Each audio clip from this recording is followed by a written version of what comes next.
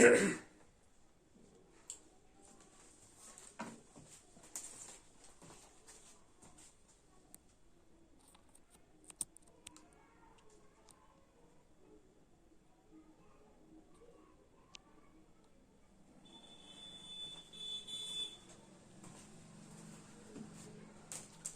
Morning students. मैं हूं engineer M Imran sir, BEC academy के इस ऑनलाइन प्लेटफॉर्म पे आप सभी का स्वागत है। चलिए स्टूडेंट्स, हम लोग स्टार्ट करते हैं आज एक नया चैप्टर मैकेनिक्स। क्या स्टार्ट करते हैं स्टूडेंट, बताइए। मैकेनिक्स।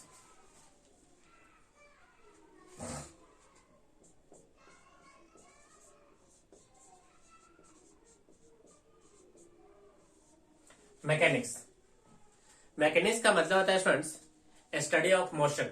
मैकेनिक्स का मतलब क्या होता है स्टूडेंट, बताइए। Study of motion of an object.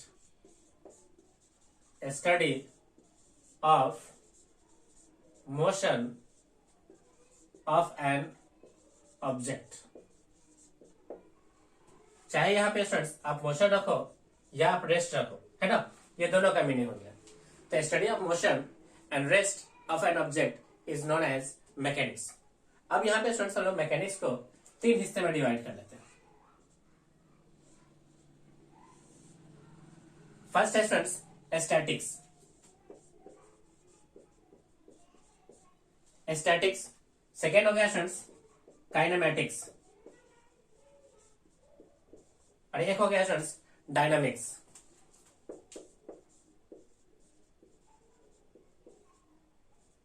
Dynamics. यहां पे स्टूडेंट जो फर्स्ट पार्ट है स्टैटिक्स, इसका मतलब होता है स्टूडेंट्स स्टैटिक्स। स्टैटिक्स का मतलब होता है students study of rest. Study of rest of an object, यानी ऑब्जेक्ट के रेस्ट के स्टडी को स्टूडेंट्स हम लोग स्टैटिक्स कहते हैं। सेकेंड है स्टूडेंट्स काइनेमैटिक्स। काइनेमैटिक्स का मतलब हो गया students study of motion. Study of motion of an object of an object of an object. और डायनेमिक्स का मतलब क्या है देखें, तो डायनेमिक्स का also मतलब है study of motion. Study of motion of an object.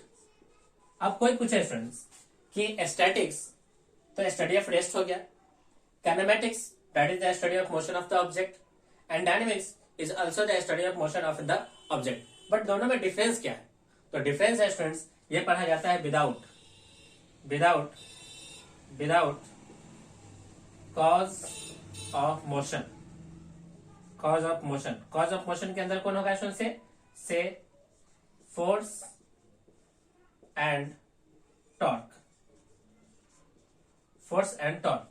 तो जब भी स्टूडेंट्स मोशन के स्टडी किया जाए without force and without torque, तो मोशन के ऐसे कंसिडरेशंस को हम लोग कहते हैं काइनेमैटिक्स। क्या कहते हैं स्टूडेंट, बताइए? काइनेमैटिक्स। बट डायनेमिक्स में क्या है स्टूडेंट्स? तो डायनेमिक्स में हम लोग स्टडी करते हैं विथ कॉज के साथ। तो motion of an object with cause,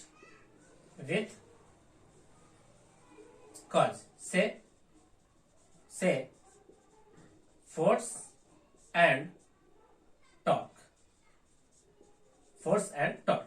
तो इस तरह से स्टूडेंट्स हम लोग मैकेनिक्स को डिवाइड करते हैं तीन सेक्शंस के अंदर, जहां पे फर्स्ट है स्टडी ऑफ रेस्ट, जिसको हम लोगों ने स्टैटिक्स कहा। सेकेंड है काइनेमैटिक्स, जिसका मतलब हुआ है स्टडी ऑफ मोशन, लेकिन यहाँ पे सबसे इंपॉर्टेंट बात है without cause of the motion, say force and torque. Dynamics का मतलब हो गया students study of motion of the object with cause, say force and torque. Okay.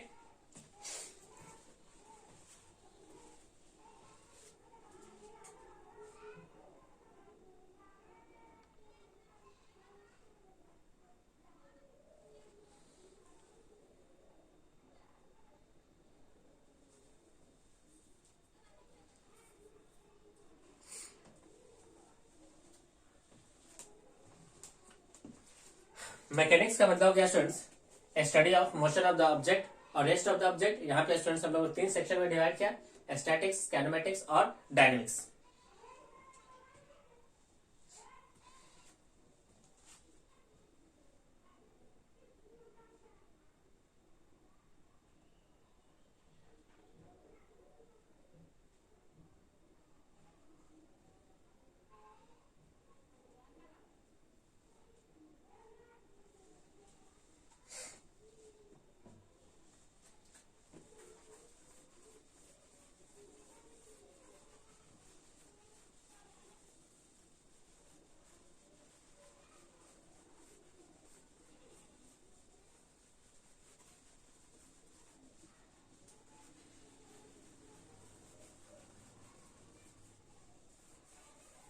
चलिए स्टूडेंट्स, हम लोग सबसे पहले दो टर्म डिफाइन करेंगे। एक टर्म है रेस्ट और एक टर्म है मोशन।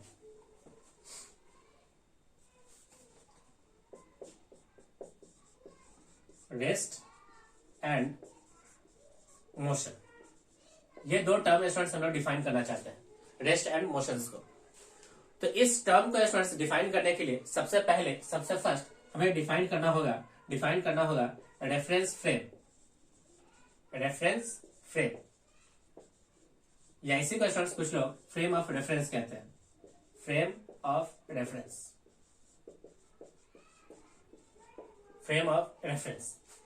अब फ्रेम ऑफ रेफरेंस क्या है? देखिए, एक पर्टिकुलर कोऑर्डिनेट्स होता है जहां पर बैठ करके ऑब्जर्वर मोशंस को स्टडी करता है। A particular coordinates from where observer study the motion of the object. A particular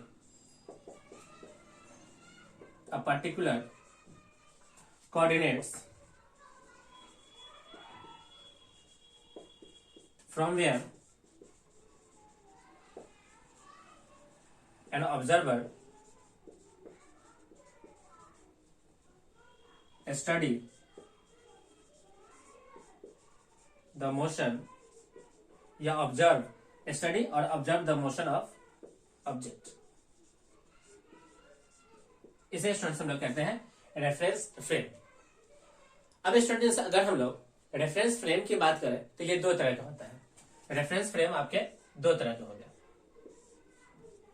एक होता है students inertial frame of reference, और एक होता है non inertial frame of reference. Inertial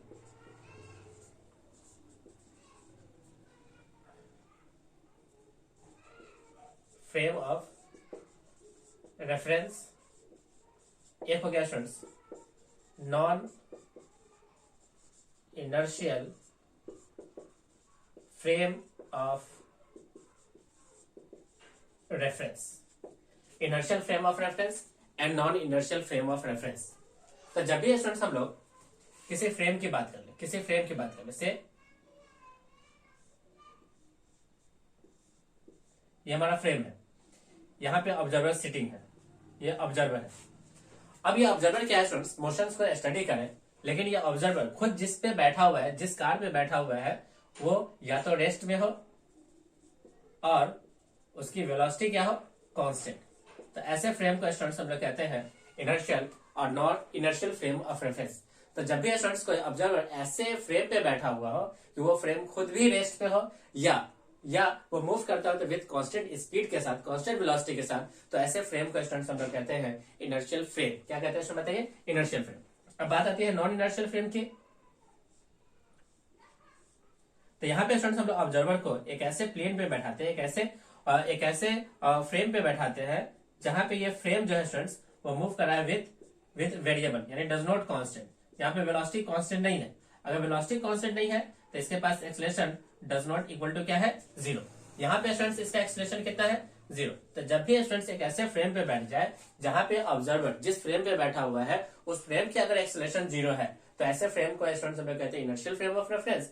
अगर ऑब्जर्वर एक ऐसे फ्रेम पे बैठे जिसका v कांस्टेंट नहीं हो, इसका मतलब कि उसका a does not equal to 0 होगा, यानी ये एक्सेलरेटेड मोशन है, एक्सेलरेटेड वाले फ्रेम के ऊपर बैठता है, तो ऐसे फ्रेम को स्टूडेंट्स हम लोग कहते हैं non inertial frame of reference. तो ध्यान से देखिए स्टूडेंट्स, हमें डिफाइन करना है the term rest and the motion. And rest and motion को डिफाइन करने के लिए हम लोगों ने सबसे पहले एक टर्म डिफाइन किया, that is the reference frame, या इसी को कुछ लोग फ्रेम ऑफ रेफरेंस के नाम से जानते हैं। एक ऐसा पर्टिकुलर कोऑर्डिनेट्स होता है जहां पर बैठ करके ऑब्जर्वर स्टडी करता है या ऑब्जर्व करता है मोशन ऑफ द ऑब्जेक्ट को। ये फ्रेम ऑफ रेफरेंस को दो पार्ट में डिवाइड किया, one is the inertial frame of reference and other is the non inertial frame of reference. Inertial frame of the reference उसे कहा गया जिस फ्रेम पे ऑब्जर्वर बैठता है और वो या तो रेस्ट में हो या मूव करता with constant speed. It means कि उसका एक्सेलरेशन कितना होना चाहिए, 0। अगर उस फ्रेम का एक्सेलरेशन 0 है जिसके ऊपर ऑब्जर्वर बैठा है, तो ऐसे फ्रेम ऑफ रेफरेंस को हम लोग कहते हैं इनर्शियल फ्रेम ऑफ रेफरेंस।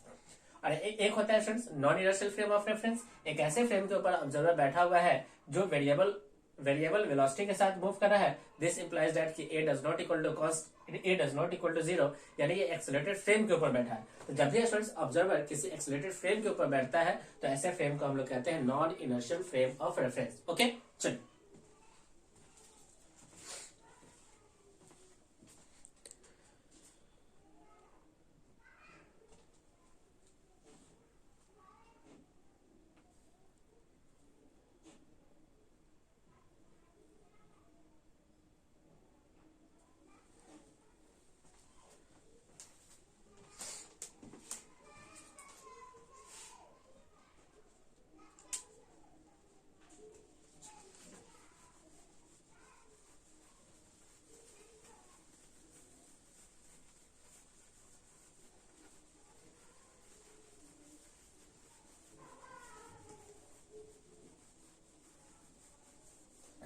चलिए स्टूडेंट्स, अब हम लोग डिफाइन करते हैं रेस्ट को एंड मोशन को।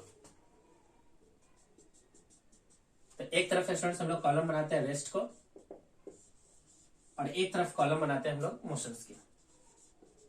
ऐसे हम लोग डिफाइन करते हैं। रेस्ट का मतलब क्या हुआ स्टूडेंट्स, कि स्टडी ऑफ कि object is said to be in motion if the position of the object is changed with respect to the reference frame। अगर रेफरेंस फ्रेम के रेस्पेक्ट में अगर ऑब्जेक्ट का पोजीशन चेंज होता हो तो हम लोग कहेंगे कि ऑब्जेक्ट किस में है, मोशन में है। If a body is said to be in motion if position of an object changed with respect to reference frame, यानी एक ऑब्जेक्ट को हम लोग मोशन में कहेंगे जब रेफरेंस फ्रेम के रिस्पेक्ट में अगर उसके पोजीशन में बदलाव होता हो, तो ऐसे बॉडी को हम लोग कहेंगे कि वो बॉडी किसमें है, मोशन में है। अदरवाइज ऐसे बॉडी को हम लोग कहेंगे रेस्ट। क्या है मतलब, देखिए, a body is said to be at rest if position of an object does not change with respect to frame of reference, with respect to frame of reference, with respect to frame of reference। तो यहाँ पे students हम लोगों ने देखा कि जब हमने दो टर्म डिफाइन किया, एक रेस्ट और एक मोशन, तो दोनों ही को हम लोगों ने किसके रेस्पेक्ट में देखा, फ्रेम ऑफ रेफरेंस के रेस्पेक्ट में देखा। तो यहाँ से स्टूडेंट्स हम लोग एक बात को कह सकते हैं कि rest and motion are not absolute quantity, यानी रेस्ट एंड मोशन जो है वो अब्सोल्यूट क्वांटिटी नहीं है, ये फ्रेम डिपेंडेंट क्वांटिटी है। क्या स्टूडेंट बताइए, फ्रेम डिपेंडेंट क्वांटिटी, या इसी को कहा गया रिलेटिव क्वांटिटी। तो यहाँ पे स्टूडेंट्स हम लोग एक नोट करेंगे, रेस्ट एंड मोशन यहाँ पे लिखते हैं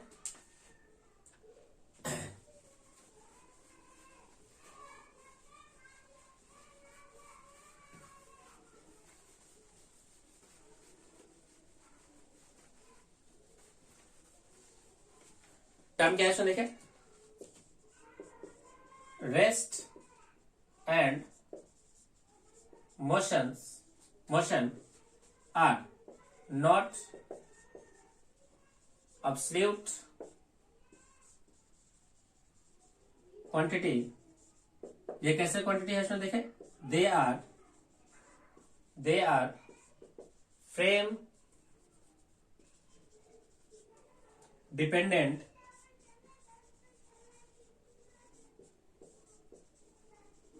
quantity that is relative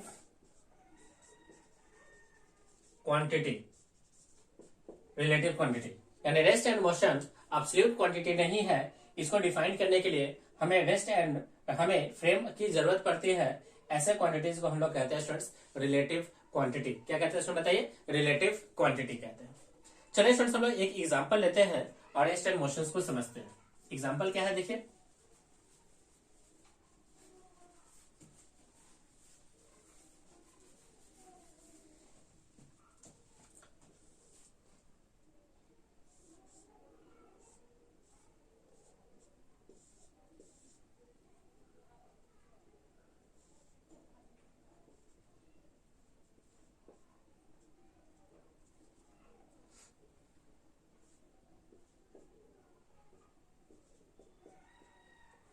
ये रहा स्टूडेंट्स पैसेंजर 1, ये रहा पैसेंजर 2, दोनों का बीच का डिस्टेंस मान लेते कितना है, x, और ये बस आगे की ओर चल रहा है विथ वेलोसिटी v के साथ।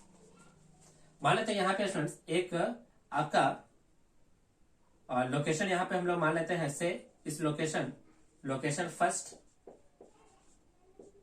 इसको हम लोग नाम दे रहे हैं महुआ, और एक लोकेशन देते हैं स्टूडेंट्स हम लोग यहाँ पे लोकेशन सेकेंड, इस लोकेशन को हम लोग नाम देते हैं क्या, पटना। अब देखिए स्टूडेंट्स, ये बस यहां से चला with velocity v1 and v2। अब यहाँ पे स्टूडेंट्स हम लोग रेस्ट एंड मोशंस के कॉन्सेप्ट को समझते हैं। पहला स्टूडेंट्स हम लोग लेते हैं P1 passenger 1 with respect to location 1, P2 with respect to L1, L2, P1 with respect to P2, P1 with respect to Patna and P2 with respect to Patna. हमें बताना है स्टूडेंट्स इसमें कौन रेस्ट में है एंड कौन मोशंस में है। तो P1 with respect to L1, अब देखोगे ध्यान से स्टूडेंट्स, ये बस आगे की ओर मूव कर रहा है विद वेलोसिटी किससे, v के साथ। इस लोकेशन 1 के रेस्पेक्ट में अगर इस P1 को देखोगे तो इसकी बार बार लोकेशन में क्या हो रहा है, चेंजेस हो रहा है, यानी इसके पोजीशन में बदलाव हो रहा है। तो यहाँ पे कहेंगे कि स्टूडेंट्स ये P1 जो है वो L1 के रेस्पेक्ट में किसमें है, मोशंस में है। सिमिलरली स्टूडेंट्स आप P2 के लिए भी देखोगे तो P2 भी किसमें है, मोशंस में है। फिर देखिए स्टूडेंट्स P1 का विद रेस्पेक्ट टू पटना, तो आप देखोगे ये बार बार इसके पोजीशन में बदलाव हो रहा है, तो इसे भी आप कहोगे कि ये किसमें है, मोशंस में है। P2 का P के रेस्पेक्ट में यानी पटना के रेस्पेक्ट में, ये भी किसमें हो गया, सो देखिए मोशंस में हो गया। बट स्टूडेंट्स P1 का उस P के रेस्पेक्ट में देखोगे, P1 का P2 के रेस्पेक्ट में, तो ये बस चल रहा है, फिर भी इसके बीच का लोकेशन में कोई चेंजेस नहीं हो रहा है, तो हम लोग कहेंगे कि स्टूडेंट्स ये किसमें है, रेस्ट में है। तो यहाँ पे देखिए स्टूडेंट्स एक ही टर्म, यानी यहाँ पे जितने भी टर्म है P1 P2, ये किसी अदर पार्टिकल के रेस्पेक्ट में यानी अदर फ्रेम ऑफ रेफरेंस के रेस्पेक्ट में ये कभी मोशंस में हो जाता है और कभी किस में होता है, रेस्ट में हो जाता है। तो यहीं पे स्टूडेंट्स कहा गया कि rest and motion are the two terms which are absolutely frame dependent quantity that is relative quantity. चलिए स्टूडेंट्स, क्या आप सभी को है ना रेस्ट एंड मोशंस के कॉन्सेप्ट समझ में आए? तो ये था स्टूडेंट्स हमारे पास रेस्ट एंड मोशंस के concepts. Okay,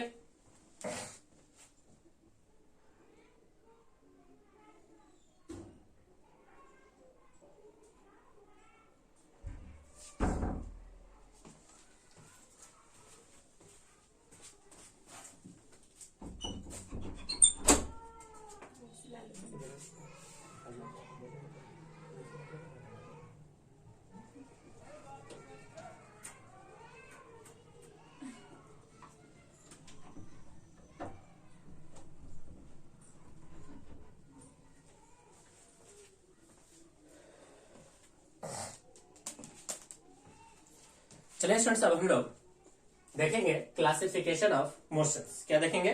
classification of motion.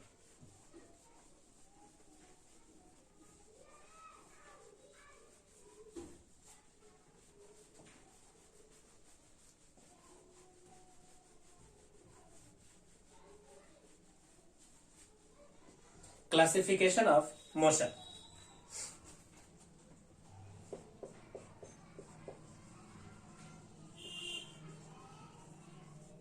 Classification of motion.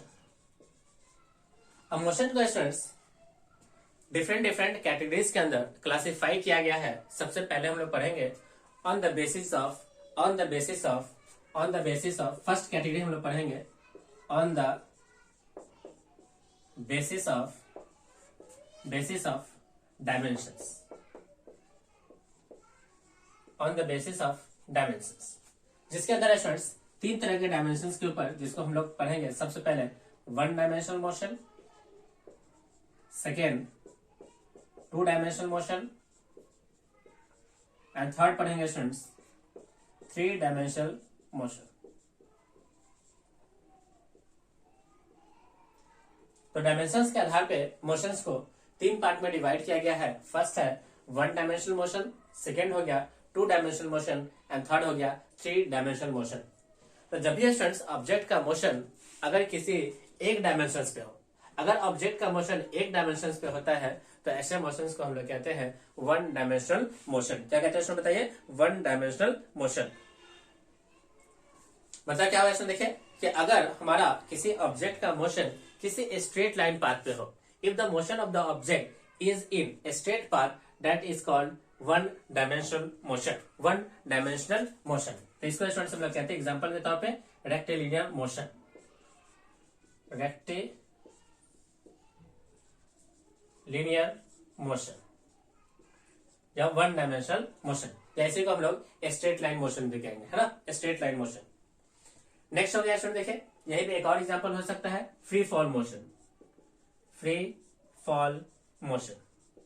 Object का किसी एक सरफेस से नीचे गिरना ग्रेविटी के रेस्पेक्ट में, जैसे इस ऑब्जेक्ट को या तो ऊपर फेंक दीजिए या ऊपर से जस्ट नीचे हो विद रेस्पेक्ट टू ग्रेविटी, तो इसको स्टूडेंट्स हम लोग कहते हैं फ्री फॉल मोशन, जहां पे ए जो होता है यानी जी यानी एक्सेलरेशन ड्यू टू ग्रेविटी वो कांस्टेंट अज्यूम किया जाता है। ओके, अब है बात यहाँ पे स्टूडेंट्स टू डायमेंशनल मोशन। अगर ऑब्जेक्ट के मोशंस को डिफाइन करने के लिए हमें दो डायमेंशंस की आवश्यकता हो तो ऐसे मोशन को स्टूडेंट्स हम लोग कहते हैं टू डायमेंशनल मोशन, यानी motion of the object in plane is called two dimensional motion. And say example is projectile motion, one example is projectile motion and other example is circular motion, circular motion. Projectile motion and circular motion is the example of two-dimensional motion. Okay, चलिए next है students three dimensional motion. यदि object का motion किसी three dimensional plane पे हो जाए, कहने का मतलब स्पेस में हो, यानी कि इसको डिफाइन करने के लिए, मोशंस को डिफाइन करने के लिए अगर आपको तीन डायमेंशंस की रिक्वायरमेंट हो तो ऐसे मोशन को स्टूडेंट्स हम लोग कहते हैं थ्री डायमेंशनल मोशन। क्या कहते हैं उसको बताइए, three dimensional motion, three dimensional motion. Example आप दे सकते हैं motion of kite, motion of kite, पतंग की मोशन आप थ्री डायमेंशनल मानोगे। मोशन ऑफ इंसेक्ट, कीड़े की मोशन, ये सब का मोशन हम लोग थ्री डायमेंशनल एज्यूम करते हैं। तो जब भी स्टूडेंट्स मोशंस को डिफाइन करने के लिए अगर एक डायमेंशंस की रिक्वायरमेंट हो तो that motion is called one dimensional motion and rectilinear motion and free fall motion इसके एग्जांपल हो गए।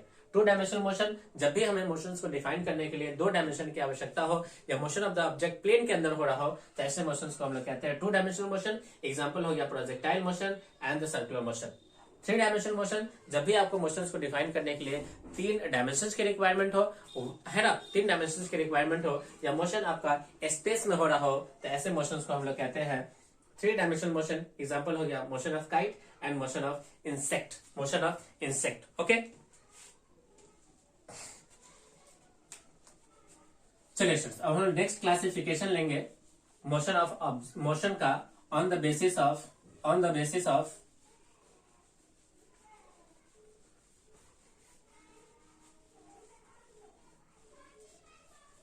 on the basis of velocity। on the basis of क्या है देखें, velocity, यानी velocity के आधार पर भी हम लोग मोशंस को डिफाइन कर सकते हैं। सेकेंड कैटेगरी हो गया on the basis of velocity। किस प्रकार से देखें, velocity के आधार पे, जिसके अंदर होगा फर्स्ट यूनिफॉर्म वेलोसिटी, सेकेंड हो गया non uniform velocity, non uniform velocity या इसी को हम लोग कहेंगे uniformly accelerated motion, uniformly accelerated motion, ये सेकेंड हो गया। थर्ड हो गया स्टूडेंट्स,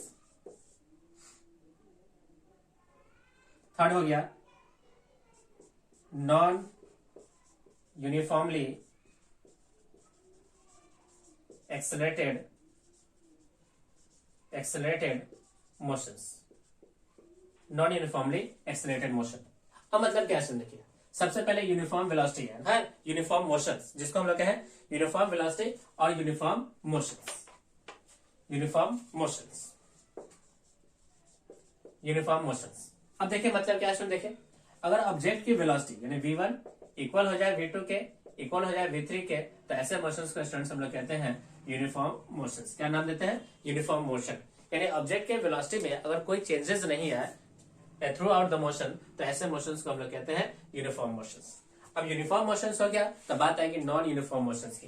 तो ये जो दोनों टर्म है स्टूडेंट्स, ये जो दोनों टर्म है ये कहलाते हैं non uniform motions. And non uniform motions के अंदर दो टाइप है, फर्स्ट है uniformly accelerated motion and second है नॉन यूनिफॉर्मली एक्सिलेटेड मोशंस। अब यूनिफॉर्मली एक्सिलेटेड मोशंस के अंदर क्या होगा, देखिए a1 equal to a2 equal to a3, यानी यहाँ पे एक्सलेशन क्या होता है, कांस्टेंट होता है। यानी if the motion of the object, है ना, अगर ऑब्जेक्ट की मोशन में अगर एक्सलेशन आपका क्या रहे, कांस्टेंट रहे थ्रू आउट द मोशन, यानी if acceleration of the particle is constant throughout the motion is known as uniformly accelerated motions. Third हो गया students non uniformly that is a1 does not equal to a2।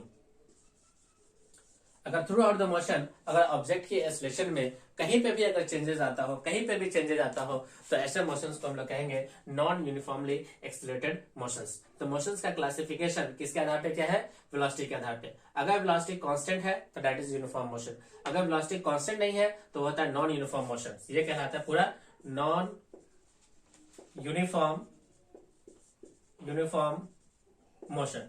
ऐसे non uniform motions के दो type हो गए, one is uniformly accelerated motion and other is non uniformly accelerated motion.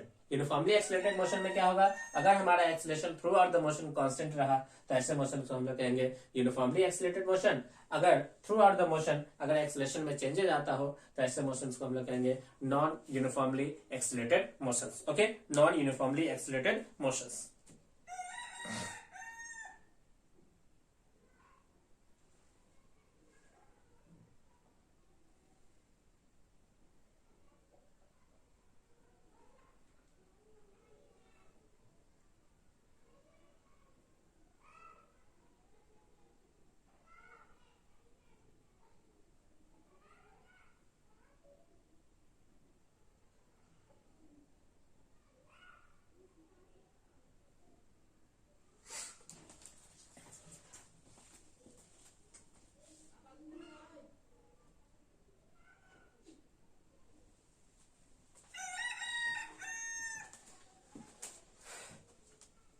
चलिए students, इस class को हम लोग यहीं पे ओवर करेंगे। इस क्लासेस के अंदर हम लोगों ने पढ़ा कि मैकेनिक्स क्या होता है और मैकेनिक्स के क्लासिफिकेशन किस प्रकार से किए गए, जिसके अंदर आया स्टैटिक्स, सेकेंड आया काइनेमेटिक्स और थर्ड आया डायनेमिक्स। उसके बाद स्टूडेंट्स हम लोगों ने दो टर्म डिफाइन किया, एक रेस्ट एंड दूसरा मोशन। दोनों के दोनों टर्म रिलेटिव क्वांटिटीज थे, रिलेटिव टर्म थे, ये एब्सोल्यूट टर्म्स नहीं थे। इनको डिफाइन करने के लिए हमें फ्रेम ऑफ रेफरेंस की आवश्यकता पड़ती है। ओके, हम लोगों ने फ्रेम ऑफ रेफरेंस को डिफाइन किया और साथ साथ इसके दो टाइप्स देखे, one is the inertial frame of reference and other is the non inertial frame of reference.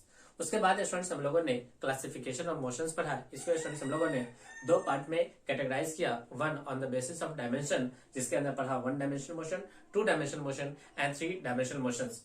उसके बाद स्टूडेंट्स हम लोगों ने पढ़ा, हम लोगों ने कवर किया on the basis of motions के classification on the basis of velocity अगर हमारा कांस्टेंट है तो यूनिफॉर्म मोशंस कहलाएगा, अगर वेलोसिटी हमारा कांस्टेंट नहीं है, यूनिफॉर्म नहीं है, नॉन यूनिफॉर्म है, तो वो नॉन यूनिफॉर्म मोशंस होगा। एंड नॉन यूनिफॉर्म मोशंस दो प्रकार के हो गए, अगर acceleration through out the motion constant है तो वो कहलाएगा यूनिफॉर्मली एक्सीलरेटेड मोशन, अगर acceleration through out the motion constant नहीं है, वेरिएबल है, तो ऐसे मोशंस को हम लोग कहते हैं non uniformly accelerated motions. Okay students, चलिए स्टूडेंट्स हम लोग आज की क्लास को यहीं पे ओवर करते हैं। मैं उम्मीद कर रहा हूँ कि आपको ये वीडियोस अच्छे से समझ में आ रहे हैं। सभी स्टूडेंट्स वीडियोस को लाइक करें और इसे अपने दोस्तों के साथ जितना ज्यादा संभव हो उतना आप इसे शेयर करो, ताकि वो लोग इसका ज्यादा से ज्यादा एडवांटेज उठा सके। अगर आप हमारे चैनल के साथ अभी जुड़े हो तो चैनल को सब्सक्राइब कर लें और साथ ही साथ बेल आइकन पे क्लिक करें, ताकि जो भी वीडियोस इस चैनल पे अपलोड हो आप सभी को उसका डायरेक्ट नोटिफिकेशन मिल जाए और आप इसका बेहतर ढंग से यूटिलाइज कर पाओ। ओके स्टूडेंट्स, थैंक यू, आपका दिन शुभ हो।